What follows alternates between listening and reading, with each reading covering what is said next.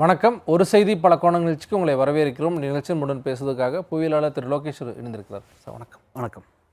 மேக வெடிப்பு தொடர்பாக தான் நம்ம பேச வேண்டியதாக இருக்குது. தொடர்ச்சியாக ஹிமாச்சல பிரதேஷ் அந்த ரீஜனில் முழுமையான மேக வெடிப்பு சம்பவங்களை பார்க்குறோம். ஃபஸ்ட்டு மேக வெடிப்புனா என்ன, க்ளவுட் பஸ்ட்னா என்ன? மேக வெடிப்பு அப்படிங்கிறத எப்படி டிஃபைன் பண்ணியிருக்காங்க அப்படின்னா, ஒரு பகுதியில், அதாவது 25லிருந்து 30 ஸ்கொயர் கிலோமீட்டர் பரப்பளவு கொண்ட பகுதியில் 1 மணி நேரத்தில் 10 சென்டிமீட்டருக்கும் அதிகமான மழை பெஞ்சுதா, அதை மேக வெடிப்பு அப்படிங்கிற மாதிரி சொல்கிறாங்க. ஸோ இந்த மேக வெடிப்புக்கு நீரிடி அப்படிங்கக்கூடிய தமிழ் சொல் ஒன்று இருக்குது. ஸோ மேக வெடிப்பு அப்படிங்கிறது நம்ம ஆங்கிலத்தில் எக்ஸாக்ட் டிரான்ஸ்லேஷனாக தமிழில் நீரிடி நீரிடி அப்படின்ற ஒரு வார்த்தை இருக்குது. ஸோ இதுதான் நம்ம இங்கே மேக வெடிப்பு அப்படின்ட்டு சொல்லிக்கிட்டு இருக்கோம். சாதாரணமாக பெய்யக்கூடிய மழைக்கும் இதுக்குமான வித்தியாசம் என்னங்கிறது அந்த அந்த சாதாரண மழை அப்படின்னா நமக்கு மழை எப்படி உருவாகும், நமக்கு சூரியன்லேருந்து வரக்கூடிய வெப்பம்னால நிலப்பகுதியும் கடல் பகுதியில் நீர்நிலைகளும் வெப்பம் அடைஞ்சு அந்த நீராவிகள் மேலே செல்ல செல்ல கண்டன்ஸ் ஆகி ஒரு மேகங்கள் உருவாகி ஒரு கட்டத்துக்கு மேலே அதிகமான நீராவிகள் கொண்டு அதுக்கப்புறம் மழையாக பெஞ்சிடும். ஸோ இதுதான் நார்மலாக மழை பெய்யக்கூடிய ஒரு பேட்டர்ன். ஸோ இந்த க்ளவுட் பஸ்ட் ஏற்படக்கூடிய இல்லை இந்த க்ளவுட் பஸ்ட் சம்பவம் எப்படி ஏற்படுது அப்படின்னா அதுக்கு 2-3 ஃபேக்டர் ப்ளே பண்ணுது. ஒன்று ஹியூமிடிட்டி எந்த அளவுக்கு இருக்கோ அந்த அளவுக்கு அதிகமான நீராவிகளை காற்று கொண்டு போய் செல்லும்.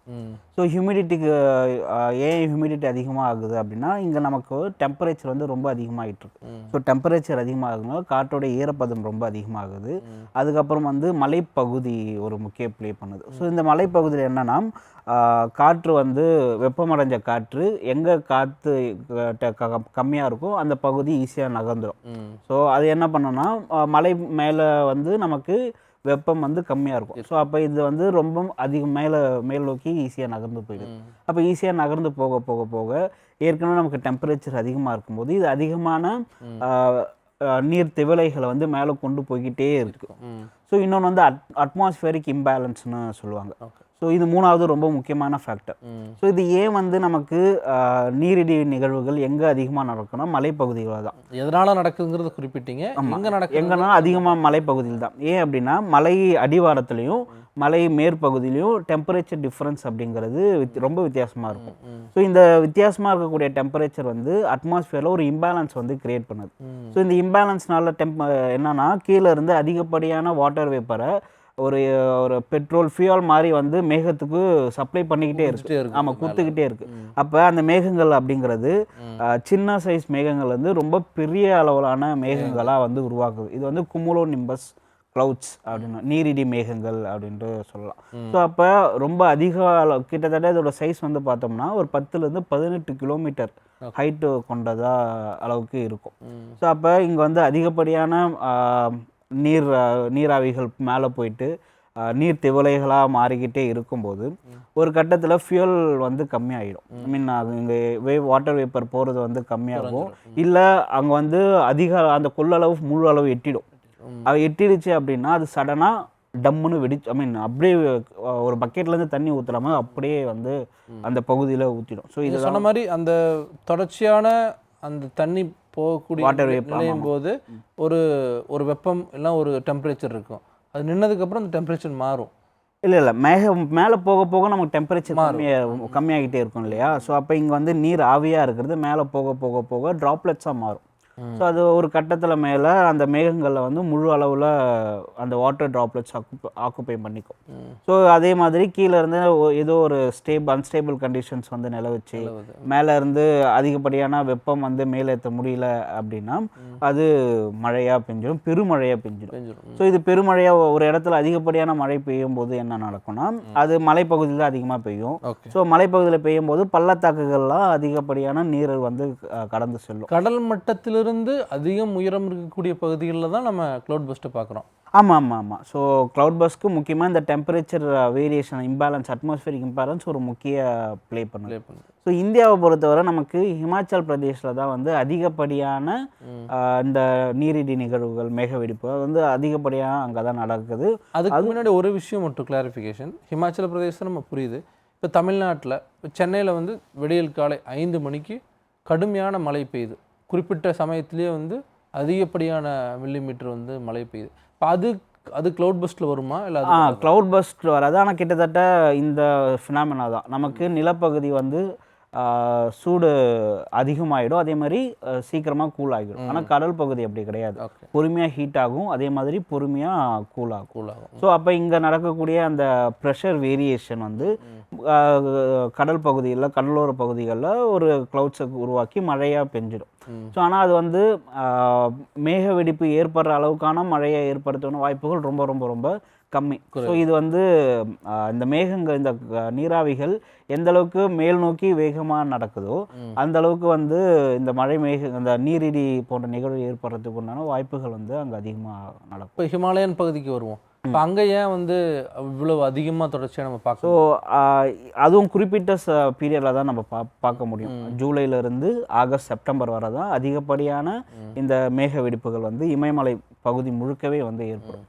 ஏன் அப்படின்னா நம்ம முன்னாடி சொன்ன மாதிரி இந்த காற்று வந்து ஒரு முக்கியமான ரோல் ப்ளே பண்ணுது. நமக்கு இந்த பகுதி தான் பருவகாலம். ஸோ அப்போ இங்கே Arabian sea and bay of பெங்காலில் இருந்து அதிகப்படியான நீராவிகள் அந்த மாய்ஸ்சர் ஏர் வந்து நிலத்தை நோக்கி நகரும். ஸோ அப்போ இங்கே சூடு அதிகமாக ஆகும்போது வெர்டிக்கல் அப்லிஃப்ட் மட்டும் இல்லாமல் ஹாரிஜென்டலாகவும் காற்று வந்து நகரும். அப்படி ஹாரிஜென்டலாக நகரும் போது எல்லாமே இமயமலை பகுதி நோக்கி நகரும், ஹைட்டான ரீஜன் அங்கே. ஸோ அது அப்படியே ஸ்லோப்பில் மேலே ஏறி ரொம்ப அதிகமான மேகங்கள் வந்து உருவாக்கும். ஸோ இப்போ நமக்கு இந்த மேக வெடிப்பு நிகழ்வு வந்து இயற்கையாக நடக்கிறது ஒன்று தான். ஆனால் அது இப்போ ரொம்ப அதிகப்படியாக ஏற்படுது, அதோட தீவிரத்தன்மை ரொம்ப அதிகமாக மாறிக்கிட்டு இருக்கு. அதுக்கு முக்கிய காரணம் என்னென்னா நம்மளுடைய நிலப்பகுதிகள் ரொம்ப அதிகமாக சூடாகிட்டு வந்துக்கிட்டே இருக்கு. அதே மாதிரி கடல் பகுதியும் அதிகப்படியாக சூடாகிட்டு வந்துக்கிட்டே இருக்கு. ஸோ அதிகப்படியான சூடு ஆகுறதுனால நிறைய நீராவிகள் வந்து ஹியூமிடிட்டி ரொம்ப நமக்கு இங்கே அதிகமாகிட்டே இருக்குது.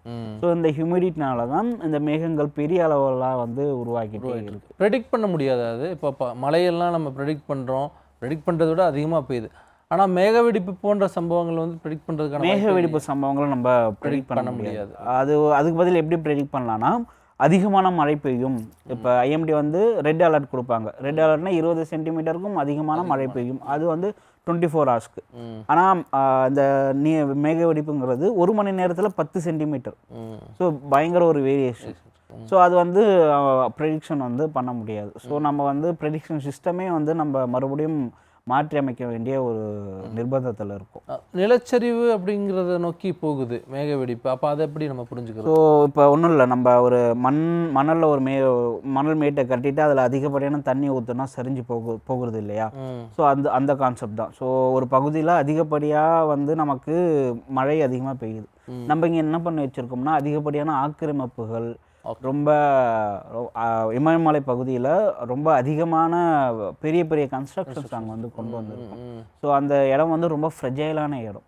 இளம் மடிப்பு மலைத்தொடர் இமயமலை பகுதி ரொம்ப சாஃப்டாக இருக்கக்கூடிய பகுதி. ஆமாம். ஸோ அங்கே இருக்கக்கூடிய ராக்ஸில் வந்து ரொம்ப ராக்ஸ் தான் ரொம்ப அது வந்து டைட்டாக ரொம்ப இருக்காது. ரொம்ப ஏஜ் வந்து ரொம்ப கம்மியாக இருக்கிறதுனால. ஸோ அங்கே நிறைய டனலிங் ப்ராஜெக்ட்ஸ் பண்ணிக்கிட்டு இருக்கோம். ஸோ நிறைய ஹைட்ரோ ப்ராஜெக்ட்ஸ் இருக்குது. ஸோ இதனால் வந்து இது ஏற்படக்கூடிய அடுத்த கட்ட எஃபெக்ட் இருக்கு இல்லையா, அது ரொம்ப அதிகம், பாதிப்புகள் வந்து ரொம்ப அதிகமாக வந்து இருந்துகிட்டு இருக்கு. ஹிமாச்சல் பிரதேசத்தில் நம்ம அதிகமாக அதாவது வடகிழக்கு மாநிலங்கள் இல்லாமல் வட மாநிலங்கள் இந்த பக்கம் ஒட்டின மாநிலங்களில் அதிகமாக பார்க்க முடியுது. ஜம்மு அண்ட் காஷ்மீரில் அங்கேயும் மலைகள் பார்க்க முடியுது. அதுவும் வந்து இந்த காரணங்கள் தான். ஆமாம். ஸோ நமக்கு இப்போ இந்த கிளைமேட் சேஞ்ச் வந்து என்ன பண்ணியிருக்கு அப்படின்னா மழையோடைய அளவை, பருவமழையோட அளவை 12லேருந்து 15% வந்து அதிகரிச்சிருக்கு. ஸோ ஏன்னா நம்மளுடைய பூமி வந்து இப்போ கிட்டத்தட்ட 1.5 டிகிரி செல்சியஸ் அளவுக்கு டெம்பரேச்சர். ஸோ இந்த ரைஸ் வந்து காற்றுடைய அந்த ஈரப்பதத்தை 15% அளவுக்கான ஒரு வெப்பத்தை கடத்துறதுக்கு உண்டான அளவுக்கு வெப்பம் அடைஞ்சிருக்கு. ஸோ அப்போ பருவமழையோடைய தாக்கங்கள் வந்து இந்த மாதிரி தான் ரொம்ப அதிகமான மழை வந்து ஏற்றிருக்கு. இப்போ பாகிஸ்தான்லேயும் பார்க்கலாம், ஜம்மு காஷ்மீர்லாம் பார்க்கலாம். ஸோ அதிகப்படியான மழைப்பொழிவு ஏற்படுறதுக்கு பூமி வந்து ரொம்ப அதிகமாக. ஸோ நமக்கு டெம்பரேச்சர் ரைஸ் வந்து க்ளவுட் பஸ்ட்டை உண்டாக்குது. இன்னொன்று இந்த மழை, இந்த குமுலோ நிம்பஸ்ன்னு சொன்னல கிளவுட்ஸ், இந்த மேகங்கள். ஸோ இந்த மேகம் வந்து என்ன பண்ணுது அப்படின்னா மின்னல்கள் உருவாக்குறதும் இந்த மேகங்கள் தான்.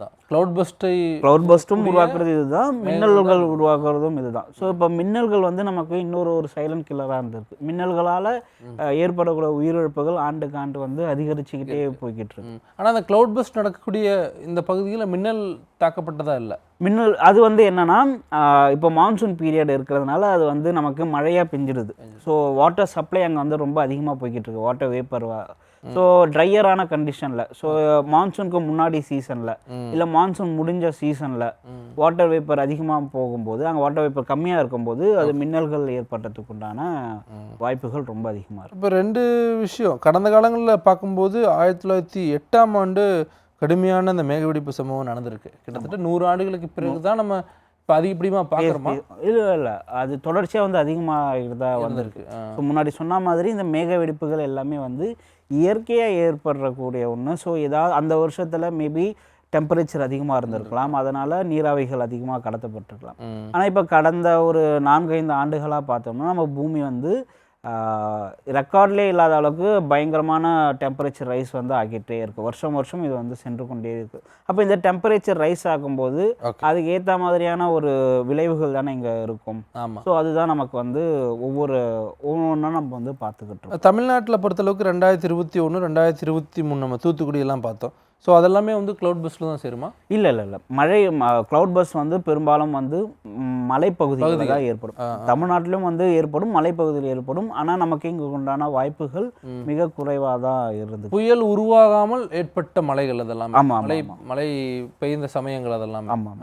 ஸோ அதையும் வந்து நம்ம எப்படி அதை வேறுபடுத்தி பார்க்குறது? கிளவுட் பஸ்ட் இல்லை, பட் ஆனால் அதிக கிளவுட் பஸ்ட் அப்படிங்கிறது என்ன சொல்கிறாங்கன்னா, நமக்கு 1 மணி நேரத்தில் ஒரு 10 சென்டிமீட்டர் அளவுக்கான மழை பெய்கிறது தான். ஸோ மினி கிளவுட் பஸ்ட்டும் ஒன்று சொல்கிறாங்க, 2 மணி நேரத்துக்கு 5 சென்டிமீட்டர் மழை அப்படின்னு சொல்கிறாங்க. ஸோ இங்கே வந்து என்னென்னா, இங்கே மற்ற ஃபினாமினாஸாக இருக்கும், இல்லை அவங்க சொல்கிற அளவுக்கு உண்டான மழை வந்து பெஞ்சில்லாமல் இருந்திருக்கும். ஸோ அது வந்து பெருமழை அப்படிங்கிற ஒரு கேட்டகரியில் வச்சுக்கிறாங்க. ஓகே, தமிழ்நாடு போன்ற பகுதிகளெலாம் பாதிப்பு இருக்கா? மேற்கு தொடர்ச்சி மலை இருக்குது, கேரளா போன்ற பகுதிகளில் நம்ம கண்டிப்பாக வயநாடுலாம் பார்த்தோம். வயநாட்டில் போனோம் 2023 ஏற்பட்ட நிலச்சரிவு, அங்கே வந்து ஒரு கிளவுட் பஸ்ட் நிகழ்வு வந்து ஏற்பட்டது. ஸோ அதனால தான் அவ்வளோ பெரிய நிலச்சரிவு வந்து அங்கே ஏற்பட்டு. ஸோ வெஸ்டர்ன் கட்ஸும் வந்து பார்த்தோம்னா மேக வெடிப்புக்கு ரொம்ப ஒரு வல்னரபுளான ஜோன் தான். ஆனால் என்னென்னா நமக்கு ஹிமாச்சல் இமயமலை பகுதி அளவுக்கான ரொம்ப வல்னரபுளாக கிடையாது. ஆனால் இங்கேயும் இந்த மேக வெடிப்பு ஏற்படுறதுக்கு உண்டான வாய்ப்புகள் அதிகமாகவே தான். இப்போ தமிழ்நாடு போன்ற பகுதிகளுக்கு பெரிய அளவான பாதிப்புகள் இருக்காது, பெரிய அளவுக்கான வாய்ப்புகள் இல்லை. ஆனால் நமக்கு என்னென்னா இங்கே டெம்பரேச்சர் ரைஸ் வந்து ரொம்ப அதிகமாக இருக்குது. லோக்கல் லெவலில் பார்த்தோன்னா அது எப்படி கொண்டு வரும்னு நமக்கு சொல்ல முடியாது. இதுவரை இல்லை அப்படின்னாலும் இனி ஒரு காலங்களில் இருக்கும். ஏன்னா நமக்கு திருவண்ணாமலை காணலாம் தானே, திருவண்ணாமலையில் ஏற்பட்டு கிட்டத்தட்ட ஒரு 10 சென்டிமீட்டருக்கு 1 மணி நேரத்தில் அந்த அளவுக்கு நமக்கு மழை பெஞ்சுது. ஸோ அப்போ நமக்கு இங்கே ஹியூமிடிட்டி நமக்கு ஐஎம்டி கொடுக்கும்போது டெம்பரேச்சர் மட்டும் தான் கொடுக்குறாங்களே தவிர ஹியூமிடிட்டி டேட்டாஸை கொடுக்க மாட்டாங்க. ஹியூமிடிட்டி வந்து ஒரு முக்கியமான ஃபேக்டராக இருக்கும்போது அப்போ இனிவரும் காலங்களில் இந்த கிளவுட் பஸ்ட், லைட்னிங் அதெல்லாம் வந்து ஒரு மிகப்பெரிய ஒரு டிசாஸ்டராக வந்துக்கிட்டு இருக்கு. அப்போ நமக்கு கொடுக்கக்கூடிய தகவல்களும் வந்து ரொம்ப அதிக அளவான டேட்டாஸ் வந்து கொடுக்கணும் அப்படிங்கிறது ரொம்ப முக்கியமான ஒரு இதுவாக வந்துட்டு. கடந்த காலங்களில் கிளவுட் பஸ்ட் ஏற்பட்டிருக்கும். நீங்கள் சொன்ன மாதிரியே அந்த மலைப்பகுதிகளில் வீடு இல்லாமல் இருந்திருக்கலாம். ஆமாம், அதன் காரணம் உங்களுக்கு தெரிஞ்சிருக்காது. இப்போ வீடுகள் இருக்கிறதுனால நம்ம வந்து மக்களுடைய பாதிப்பு, இறப்பு அதிகம் அப்படிங்கிறதுனால தான் அதை நம்ம ஐடென்டிஃபை பண்ணக்கூடிய ஒரு விஷயமா இருக்கு. ஆமாம். ஸோ எந்த ஒரு டிசாஸ்டரும் வந்து அது ஏற்படக்கூடிய பாதிப்புகளை பொறுத்து தான். ஸோ அங்கே அதிகமான ஆக்கிரமிப்புகள் அதிகமாக இருக்குது, நிறைய வீடுகள் இருக்கு, மக்கள் இருக்காங்க. ஸோ அர்பனைசேஷன் ரொம்ப அதிகமாகிட்டு இருக்கு அந்த மாதிரியான பகுதிகளில். டூரிசம் ரொம்ப அதிக அளவில் வளர்ந்துடுச்சு. ஸோ இந்த மாதிரியான காரணங்கள் அந்த ஏரியாவை ஃப்ரெஜைல் பண்ணுறது மட்டும் இல்லாமல் ஒரு கிளவுட் பஸ்ட்டோ இல்லை ஒரு நிலநடுக்கமோ ஏற்படும் போது அதோடைய அந்த ஆஃப்டர் எஃபெக்ட் அப்படிங்கிறது ரொம்ப அதிக அளவில் வந்து நமக்கு இருக்கு. ஹிமாச்சல பிரதேச மாநிலம் தான் கடுமையான தொடர்ச்சியாக சந்திக்குது. ஆமாம், மழை வந்தாலும். ஸோ அதோடைய ஹைட்டு இது வந்து ஒரு முக்கியமான ஃபேக்டராக இருக்கும். ஸோ ஹைட்டை பொறுத்து நமக்கு ஸோ கிரேட்டர் ஹிமாலயாஸில் இந்த மேக வெடிப்புகள் நிகழ்வுகள் வந்து ரொம்ப அதிகமானதாக ஒன்றா இருந்துருக்கு. இன்னொன்று அதிகப்படியான பெரிய பெரிய ஆறுகள் இருக்கு. ஆமாம், அது வந்து கடுமையான அடுத்தடுத்த பகுதிகளில் கடுமையான பாதிப்பு ஏற்படுத்துது. ஆமாம். ஸோ இங்கே கடலிருந்து ஒரு பக்கம் போனாலும் இங்கே இருக்கக்கூடிய அங்கே பெரிய ஆறுகள்ல இருந்தும் நீராவிகள் வந்து சொல்லும். ஸோ 2 எஃபெக்ட் வந்து அங்கே ஒரு பெரிய ஒரு ப்ளே பண்ணுது. இன்னொன்று அது டவுன் ஸ்ட்ரீம் தானே. ஸோ அங்கேருந்து போகக்கூடிய ஆறுகள் வழியாக போகும். ஸோ இன்னொன்று என்னென்னா, இப்போ அதிகப்படியான மழை போயிடுறதுனால எல்லா நீர்நிலைகளும் அதோடைய கொள்ளளவு கிட்டத்தட்ட கரை புரண்டு தான் ஓடுது. ஸோ இன்னும் வந்து மழை இன்னும் பருவமழை வந்து இன்னும் முடியல. செப்டம்பர் 20 வரை தென்மேற்கு பருவமழை வந்து இருக்கும். ஸோ அப்போ இன்னும் ஒரு அதிகப்படியான மழை ஒரு வாரம் மழை பெஞ்சாலும் வெள்ள அபாயம் அப்படிங்கிறது மிகப்பெரிய அளவில் வட இந்தியா பகுதிகள் வந்து இருக்கும். நீங்கள் சொன்ன மாதிரியே நம்ம வந்து மழை வெள்ளத்தை பற்றி மட்டும் பேசிகிட்டு இருந்தோம். ஆனால் மேக வெடிப்புங்கிறது இன்னும் மிகப்பெரிய ஒரு புதிய விஷயமாகவும் மக்களுக்கு மிகப்பெரிய பாதிப்பையும் வந்து ஏற்படுத்துது. அரங்கத்து வந்து பல்வேறு விஷயம் பதவிக்கு நம்ம நன்றி சார். நன்றி நேயர்களே, மீண்டும் ஒரு நிகழ்ச்சி சந்திக்கலாம். நன்றி, வணக்கம்.